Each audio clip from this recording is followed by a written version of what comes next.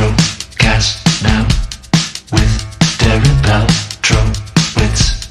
Get ready to listen to your favorite artists. Paltrocast. So the first thing I would like to talk to you about is this wonderful book right here. Yes. How long did you spend writing it? In spurts, although you're not allowed to say that word anymore. Sure. You know, 3 weeks here, a month there, all told, probably close to 3 months. And you did it in spurts over the course of 3 months? I love the way you say it. You love the way I say spurts. Well, thank you very much. So I found it very interesting that you collaborated with your son on this. And of course, you famously collaborated with your son on the reality show. But have you two worked together on anything besides a reality show in this book? He won't let me close to his stuff. You know, he's got a songwriting sort of talent that I don't have. I'll play you some stuff once that... I'm serious. Really? Okay, turn off. Turn off the recorder. Okay. There you go. Paltrocast. Ultimately, with writing with Nick, with this book, you had the topic first, and then he came on board, or how did that decision to write together come about? Well, I started the whole thing. I like the title. I've had it for 3 years. We've been... All right, put that on hold. Hold. Sure. With the spotlight as you can. Sure. The blessing... It's not a curse. The blessing of Nick and Sophie is that they come from... I mean, they were born in Beverly Hills. Sure. You don't want me to look at it? Oh, I figured that was a distraction to... Nothing's a distraction. Just looking at me is a distraction. Everyone knows that, of course. And to their credit, even though they come from, you know, the safety net of mom and dad. Of course.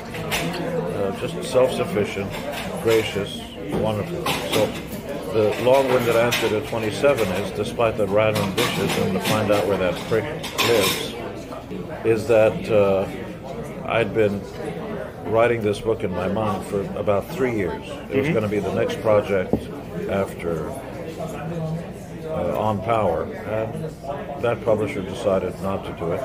So I teamed up with Power Books and relaunched Simmons Books. So there are other chapters about some that are close to 27 that passed away. But the big question is, why 27? We've always wondered about that. Wondered, not wandered. These are semantics, but I'm not anti-semantic. And the real answer is nobody knows. Why did the Elephant Man in the 1800s die at 27? Nobody knows. Sure. So, and there are all sorts of reasons. You hurt yourself, you can do that. Drugs and stuff. Some outright commit suicide. And some are in the wrong place at the wrong time. And what is that thing? But what I hope this leads to is a kind of a realization that 1 in 5 people in America either suffer from depression or other form of bullying or something, or certainly know of somebody. And again, there, but for the grace of God, it could have been your child, your loved one, your family member, or your next door neighbor, somebody. And right. maybe the first thing we should do, we don't have to be doctors or shrinks or anything, just have a conversation. You don't have to reach out or just, hey, how you doing? Oh, I had a really bad day. Oh, you know what? Me too. Right. Let's go get a burger or, just hang out. Just learn to listen. And for those that don't have anybody to talk to, don't go to the darkness. Call the Suicide Prevention Center. Call 911. Just call. Just talk to people. There's a special guy in the police force, all police forces, about, these guys that try to jump off of buildings. Right. His job is to go up there, not just to grab, just to talk. So you'll find these guys on ledges sitting there, and a guy right next to him is a guy who's got a family and doesn't want to kill himself. They're just having a discussion. How you doing? Do you think it's going to rain tomorrow? Right. It saves lives. Well, the introduction of your book is, in a way, sums up what you just said, but you also mentioned finding empathy thanks to your son that you didn't know that you had before. There are YouTube footage of me waxing poetic and prolific about, these guys are just trying to get attention. You get on top of it. It's funny, these guys get on top of a building and they threaten to jump. You're going to kill yourself. Go off in the corner someplace and stop bothering us. I'll be the first. I'm on TV going, hey, you want to jump? Jump, asshole. Right. All that. I recall some of that. But it's judgmental, uninformed, and arrogant. And I didn't know. I couldn't understand because I'm a happy guy. Mm-hmm. I've always been happy, always appreciated what I've got. What are you complaining about? I didn't know about the chemical. It can be mental, it can be in your DNA, all sorts of things. Mm-hmm. Not just in your DNA. The 1929 stock market crash, a lot of folks went to the top of buildings and jumped off. They lost their fortune because they defined themselves by their fortune. Never mind the fact that you can go back to work and build it up again. So I was wrong. I was an arrogant asshole. And there needs to be understanding. More people should understand what this thing is. And I don't mean just depression. When somebody's having a bad day, it's not a big deal to listen. Mm-hmm. So with this book, I'd imagine, given how prolific you have been, not just as a songwriter, but as a businessman and coming up with ideas, when you're writing a book like this... Have you had our soda? I was telling them last year, when I was interviewing you at the London, you had the soda in the corner and it was embargoed. So now I guess I'm going to get a chance. That was the first. We embargoed it. I think the first time he had actually seen. Those were like prototype bottles. I was so proud. What's that? I was so proud. Oh my God! Yeah, it was the first time he'd seen it, and we went up there to meet him to show it to him. So the vault and the money bag. What flavors have we got? We have diet, cream soda. Oh, you like cream soda? I do. Okay. Let's pop open a. Now you should know there's no sugar, no processed sugar. It's cane sugar.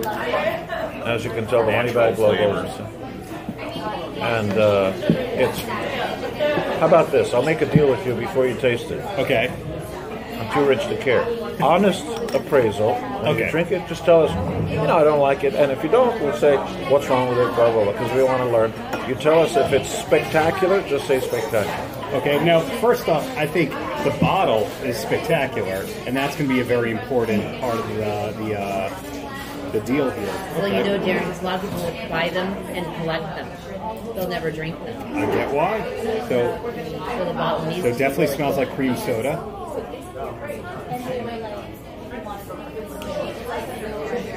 Okay. I really like the taste. It's light on the fizz. For me, that's a good thing. Was that intentional?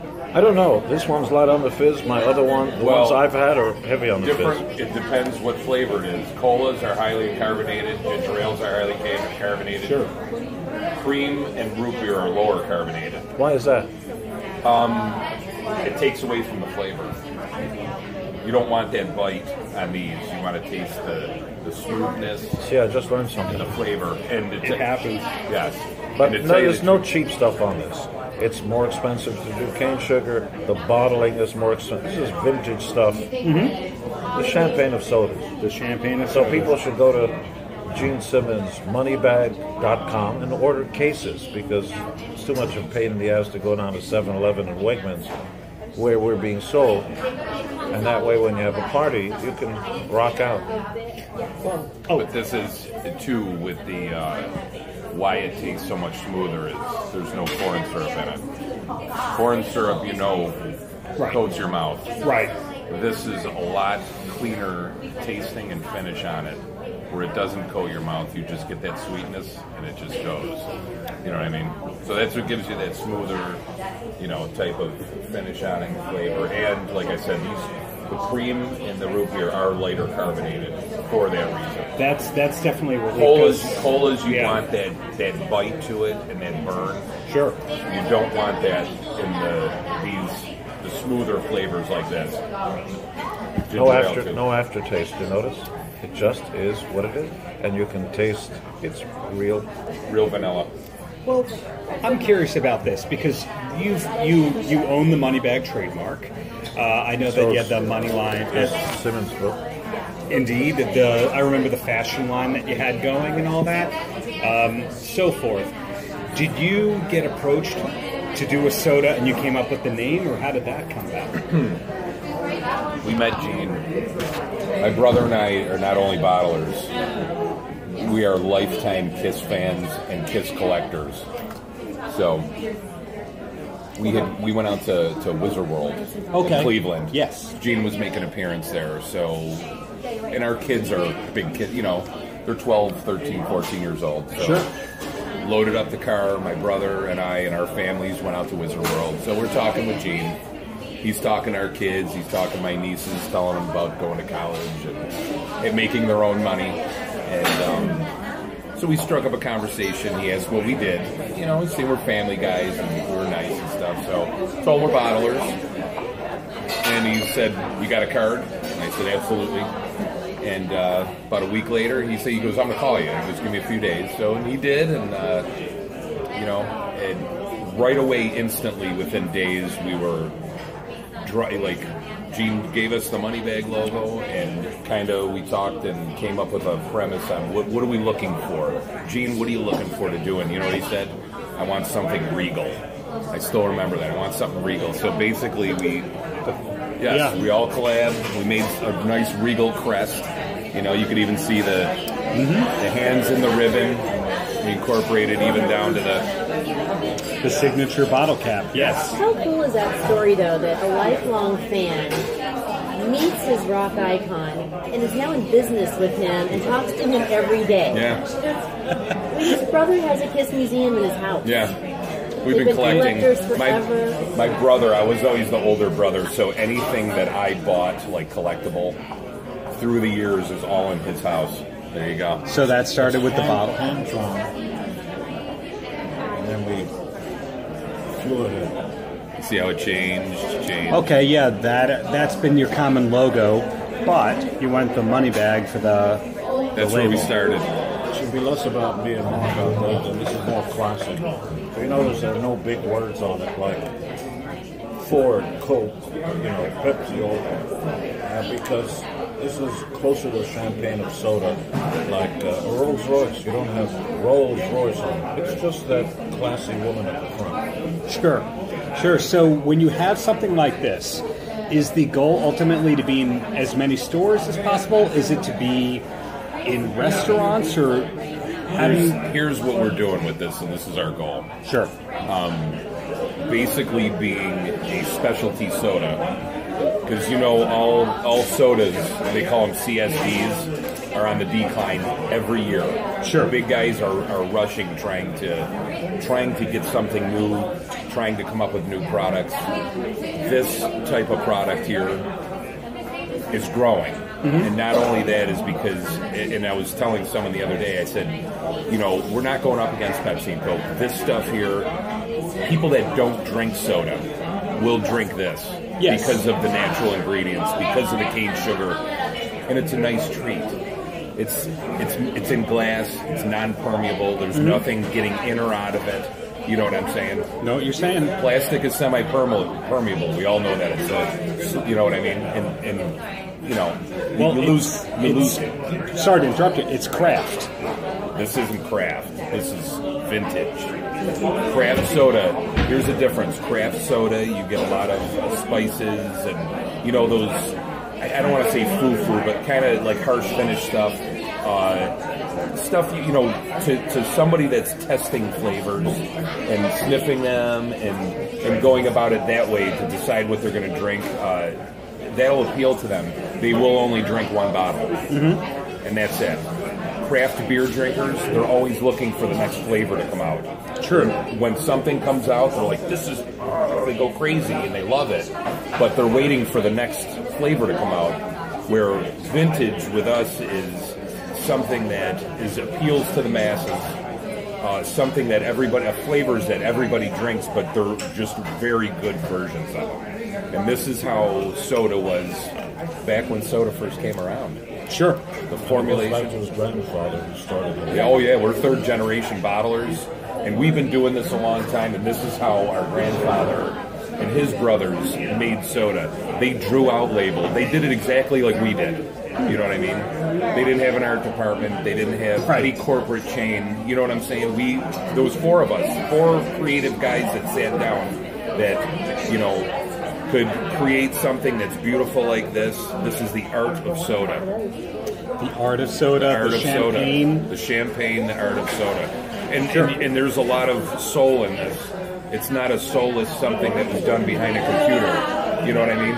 It was none of that. I don't have a corporate office. I have wood paneling from '78 with the Gene Simmons picture hanging up in my office. I love that. That's about it. You know what I mean? Well, was this the first time that you've put your name on a food product or a beverage? No, we've had, if it counts Kiss, we've had other things, cereal, and all kinds of stuff. But you personally? I think so. And But that's not the end. But that's not the end.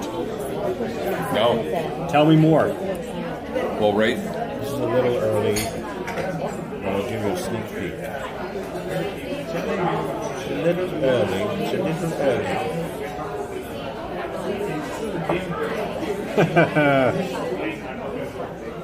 I own that logo.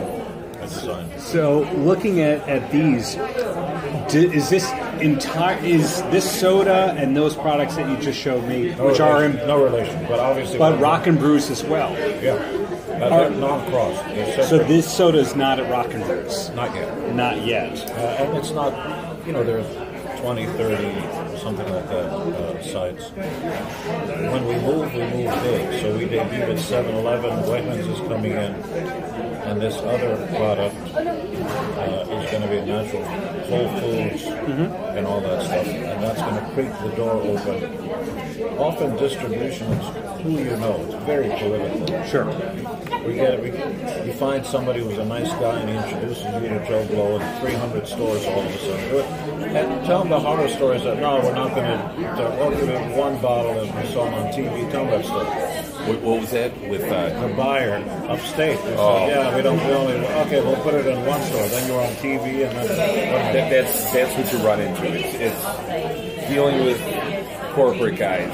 You know what I mean? It's just you go in, they get hit consistently. You know, you take some of these big chains, you know, and not only they look at us as, okay, it's a small product, a small company, it's not developed. We don't want to build a brand. You know, they kind of look at it as that way. So you got to fight for your way in. Sure. It's not that easy, you know, and you got to be creative with it. They would rather give away their stuff for free than to allow you to come in. Yes. Well, let me ask you this, taking a step back here. You obviously, the name helps get in the door, but you have to have great products behind you. You have to deliver the goods. Yeah. Yes. Were you hesitant in any way to enter the food space? I'm delusional. I mean, when you think about it, I can't read or write musical notation, but written a few hundred songs. We're in a big band. I can't cook, but we have a restaurant chain. But teamwork is what it's about. Different sides of the same coin. Somebody who can do one thing. Could Apple have happened without Steve Jobs? Probably not. Could Apple have happened without Wozniak? Probably not. But they're completely different things. Two different sides of the same coin. One guy was a techno freak, and the other guy saw the big picture, the 30,000-foot thing, and didn't know how things worked. Right. Was not that techno guy at all. But he got all the kudos. It bears repeating that maybe the secret is to have a relay race. At the outset, you get the techno freak, the guy that can do it, techno freak. He's the guy that knows how to do it. Then you hand it over to the next guy, because invariably, which is a big word like gymnasium, whether you're a religion, a rock band, a political party, or a new soda, you have to convince the masses that you got the goods. And Wozniak was not the guy to do that. Right. So every religion needs a messenger, a prophet.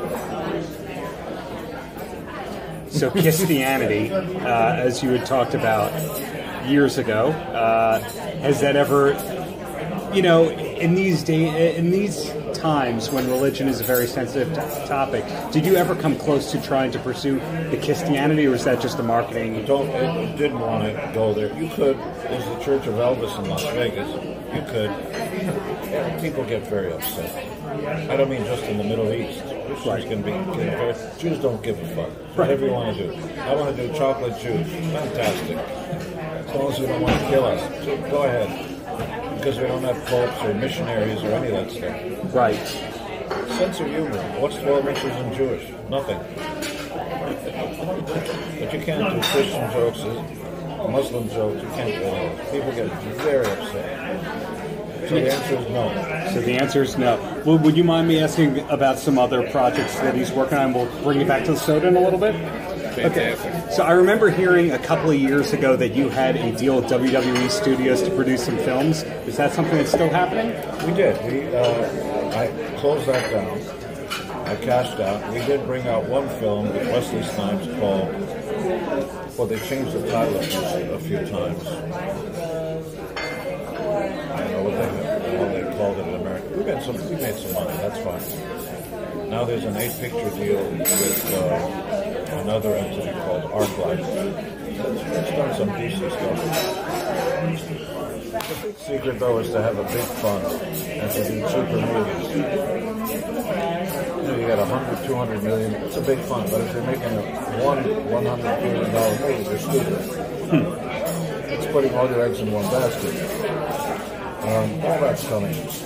There are a lot of businesses coming. I'm a Chief Evangelist Officer of Invictus-MD.com, a Canadian cannabis company. That's definitely a new direction for you, given things that you've said in the past. So tying things I stand back. by those words.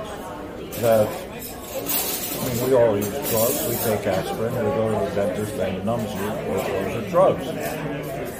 But the stuff that hooks you, the opioids and stuff like that, I'm against them now and against them there. I'm also against cigarettes. When cigarettes are legal, they might give you cancer, which is horrific to think about. Booze. Well, you might beat up your wife. You might even wear the piece of clothing that describes that. It's actually called a wife beater. That's what it's called. Sure. When you go to a bar to drink too much, there's a phrase called bar fight. Mm-hmm. When you drink, you turn violent. The only thing that'll happen to you, even recreationally, with cannabis is you might get the munchies, watch a full day of Twilight Zone reruns, and reach over for another Kit Kat. I think that's fair to say. On the really, really plus side, there are people who are suffering from epilepsy and depression, all sorts of things that cannabis products help, sometimes cure. So I've been dismissive in the past, and you throw the baby out with the bathwater. I was wrong. The hard stuff is still bad, and you should stay away from it. It's addictive, it'll destroy families. But cannabis products, I would urge everybody to do your own research and make up your own mind. Because I'll tell you this, if the prognosis for a child of mine who, God forbid, was sick, Sure. and the doctor says, well, there's a lot of pain there, you can relieve the pain or get rid of the sickness by using cannabis, I would not hesitate for a second. Well, another area of something that you are not in favor of reputationally, but have worked on, is the Kiss Cruise. And I say that because you're known to have never taken a vacation, but you are doing, I believe, the 7th Kiss Cruise this year, and it's sold out. You're right, we get paid a lot of money. Is that what you mean? Well, where I was getting at is, after going on a cruise, 7 times, even if it is work, did that ever change your mind about the idea of taking a vacation? No, because It's constant work. no, you're working your ass off. It's harder there than anything. You're constantly busy. You need to go on one. Oh, well, I was going to go, but it's sold out. So I'm going to be on the cruise the day it docks, and then everyone gets onto your ship. I'm on the Jericho cruise, but you sold out. Sorry. You may want to talk to her. She I'll has probably help you out. If you want to go. We'll talk about that. You just have to get off one and get on the other. You'll all be packed for a cruise. So. I sold my wife on it, and then we went on the website, and then it happens. Well, look, here's the thing.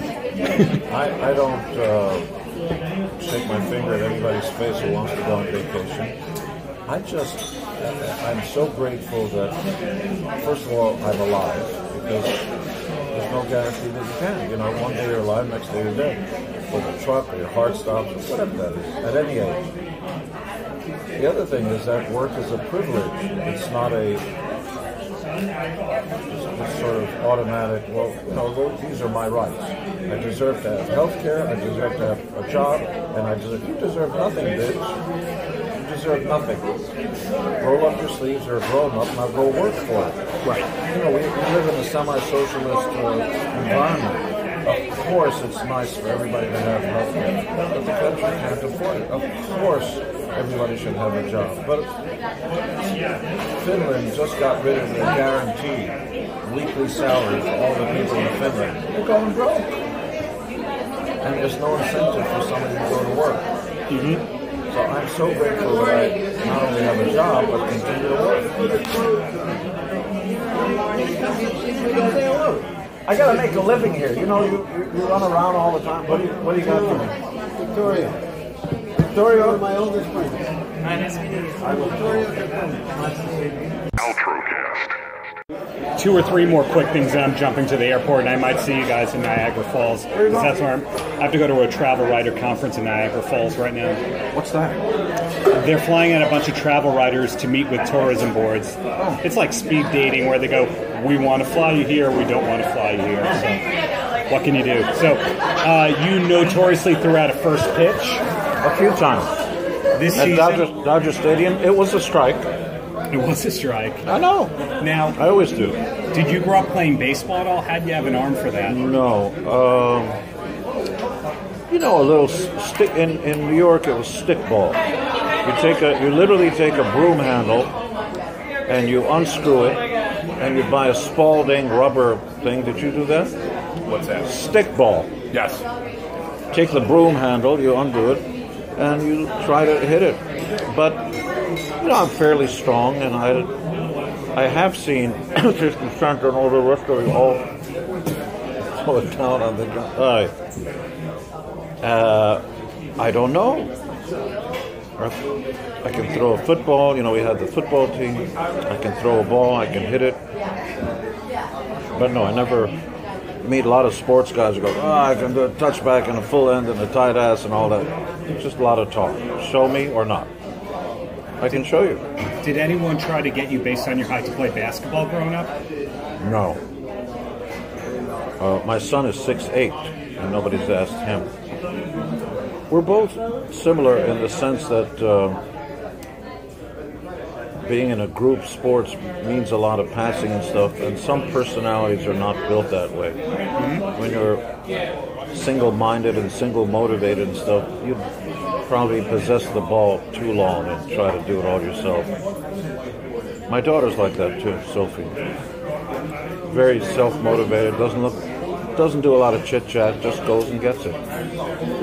So sports weren't a big part of your childhood. It was you more gravitated toward Sports is great, but what I'm fascinated by, and it's all wonderful, what I'm fascinated by is that single person who works out by themselves and gets in the ring, nobody else to depend on except you. That's fascinating to me. Whether it's mixed martial arts or a boxer or the pole vaulter, that one single person who, lonely are the days, they're long, nobody's there to clap for you, you don't make any money, you are working yourself out, you are your own staff sergeant, if you will. Sure. That's fascinating to me, because in a team you have people to depend on and coaches going to do this and do that. When you're alone, lifting weights or doing whatever, it's you. It's you. That's the real deal for me. And the last time I saw you were working on Mogul magazine. Is that something that's still in the works? It is, but I had to prioritize. We've got a vegetables, Whole Foods line coming, and the cannabis company, and the restaurant chains, and sodas, and new printing company, and the Gene Simmons band on the side, and Kiss. There's just so much going on. I have to prioritize. Mogul, I do own the trademark. It will come, but as you know, print has gone down. I had a previous magazine. Tongue, yes. And there's just not enough hours in the daytime to do it all. So I'm so thrilled to be able to do anything. And then one thing that I haven't asked about is in terms of KISS. When I saw you last time, you were promoting the Vault, which showed how much It continues. Oh, it continues. It's huge. But how much great unreleased material you had. Are there more Kissologies and potentially another Vault or box set coming? There may be a KISS box set coming, a big one, because I've collected everything. I even have some more material that hasn't gone on to the Gene Simmons Vault. 167 tracks. I've been delusionally a fan of myself ever since I was a kid, and I mean that seriously. I collect every report card I ever got, anything. To thine own self be true, the Greeks said. And you know, it's a piece of, I think a good piece of advice is be your own biggest fan. It's a good idea. I am. Oh boy. And so finally, any last words for the kids? Work. Work. Yeah. Without that, your heart stops, your motivation stops, girls don't like you. Work. She does not want a guy without a job. Trust me. Paltrocast.